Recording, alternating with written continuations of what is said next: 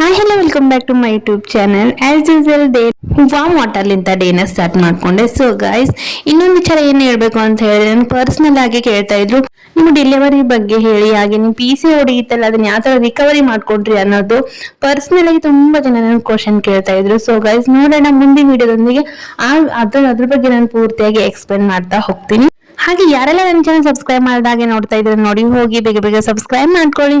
ಯಾವುದೇ ವಿಚಾರ ಆಗ್ಲಿ, ಯಾವುದೇ ಹೆಲ್ತ್ ಇಶ್ಯೂ ಆಗ್ಲಿ, ನಮ್ಗೆ ಇದು ಇದೆ, PCOD ಇದೆ ಅಂತ ಕೂತ್ಕೊಂಡ್ರೆ ಅದು ನಾವು ಇನ್ನಿಷ್ಟು ಹೆಚ್ಚು ಮಾಡ್ಕೊಳ್ತೀವಿ ಹೊರತು ಯಾವುದೇ ತರ ನಾವು ಅದನ್ನ ಕಂಟ್ರೋಲ್ ತರಕ್ ಆಗೋದಿಲ್ಲ. ಯಾವುದೇ ಕಾರಣಕ್ಕೂ ಇದೆ ಅಂತ ಅನ್ನೋದನ್ನ ನಮ್ಮ ಮೈಂಡ್ ಇಂದ ನಾವು ಕಿತ್ತಾಕ್ಬಿಡ್ಬೇಕು. ಅದಕ್ಕೆ ಯಾವ ತರ ಸೊಲ್ಯೂಷನ್ ಹುಡ್ಕೊಳ್ಬೇಕು ಅನ್ನೋದ್ರ ಬಗ್ಗೆ ನಾವು ಯೋಚನೆ ಮಾಡ್ಬೇಕು. ಆ ಸೊಲ್ಯೂಷನ್ಗೆ ನಾವೇನೆಲ್ಲ ಮಾಡ್ಬೇಕು ಅನ್ನೋದು ಸಹ ಮಾಡ್ತಾನೆ ಇರ್ಬೇಕು. ನಾನು ನೆಕ್ಸ್ಟ್ ವಿಡಿಯೋದಲ್ಲಿ ತಿಳಿಸ್ತೀನಿ ಯಾವ ತರ ರಿಕವರಿ ಮಾಡ್ಕೊಂಡೆ, ಯಾವ ತರ ಇತ್ತು, ಯಾವ ತರ ಕಂಟ್ರೋಲ್ ಬಂತು ಅನ್ನೋದ್ರ ಬಗ್ಗೆ ನಾನು ನೆಕ್ಸ್ಟ್ ವಿಡಿಯೋದಲ್ಲಿ ತಿಳಿಸ್ತೀನಿ. ಸೊ ಹಾಗೆ ಬೆಳಗ್ಗೆ ಫ್ರೆಶ್ ಅಪ್ ಆಗ್ಬಿಟ್ಟು, ಹಾಗೆ ಪಾಪು ನಮ್ಮ ಯಜಮಾನ್ರು ಮತ್ತೆ ಪಾಪು ಸಹ ಸ್ನಾನ ಎಲ್ಲ ಮುಗಿಸ್ಬಿಟ್ಟು ಪೂಜೆ ಎಲ್ಲ ಮಾಡ್ತಾ ಇದ್ರು. ಹಾಗೆ ದೇವಸ್ಥಾನಕ್ಕೆ ಹೋಗೋದಿತ್ತು ಅಂತ ಹೇಳ್ಬಿಟ್ಟು ಬೇಗ ಬೇಗ ಅವರೇನೆ ಪೂಜೆ ಮಾಡ್ತಾ ಇದ್ರು. ಅಲ್ಲಿಂದ ನಾನು ಸ್ನಾನ ಎಲ್ಲ ಮುಗಿಸ್ಬಿಟ್ಟು ರೆಡಿಯಾಗಿ ದೇವಸ್ಥಾನಕ್ಕೆ ಹೊರಟ್ವಿ.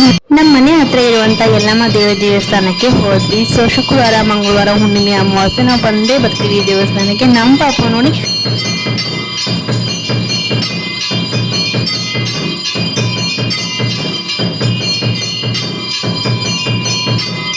ಶುಕ್ರವಾರ ಮಂಗಳವಾರ ಬಂತು ಅಂದ್ರೆ ಸಾಕು, ಈ ದೇವಸ್ಥಾನಕ್ಕೆ ಬಂದೇ ಬರ್ತೀವಿ. ಈ ದೇವಸ್ಥಾನದಲ್ಲಿ ಪೂಜೆ ಎಲ್ಲ ಮುಗಿಸ್ಕೊಂಡು ಒಂದ್ 5 ನಿಮಿಷ ಕುತ್ಕೊಂಡು ಹೋದ್ರೆ ಎಷ್ಟೋ ಸಮಾಧಾನ, ನೆಮ್ಮದಿ ಅಂತ ಅನ್ಸುತ್ತೆ. ಜೇಜಿ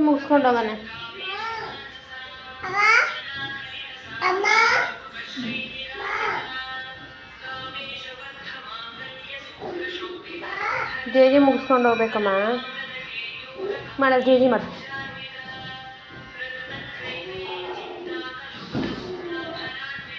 ಕೈ ಬಿಟ್ಟು ಮಾಡು.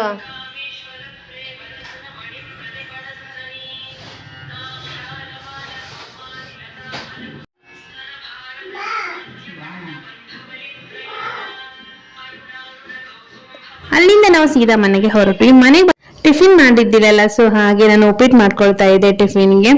ನಮ್ಗೆ PCOD ಇದೆ, PCOS ಇದೆ, ಮಕ್ಕಳಾಗೋದಿಲ್ಲ ಅನ್ನೋ ಟೆನ್ಷನ್ ಅಂತೂ ಇಟ್ಕೊಳ್ಳಕ್ಕೂ ಹೋಗ್ಬೇಡಿ. ಅದನ್ನೇ ನಾವು PCODನ ಯಾವ ತರ ಕಂಟ್ರೋಲ್ ತರಬೇಕು ಅನ್ನೋದ್ರ ಬಗ್ಗೆ ಯೋಚನೆ ಮಾಡಿದ್ರೆ 100% ಆಗಿ ಅದರಿಂದ ಹೊರಗೆ ಬರ್ಬೋದು. ಯಾವುದೇ ಕಾಯಿಲೆ ಆಯ್ತು ಅದಕ್ಕೊಂದು ಸೊಲ್ಯೂಷನ್ ಇರುತ್ತೆ. ಅದನ್ನ ನಾವು ಯಾವ ತರ ಮಾಡ್ಬೇಕು, ಹೇಗ್ ಮಾಡಿ ನಾವು ಕಳ್ಕೊಳ್ಬೇಕು ಅನ್ನೋದ್ರ ಬಗ್ಗೆ ಎಲ್ಲದೂ ನಮ್ಮ ಹತ್ರನೇ ಇರುತ್ತೆ, ನಾವು ಹುಡ್ಕೋಬೇಕು ಅಷ್ಟೇ.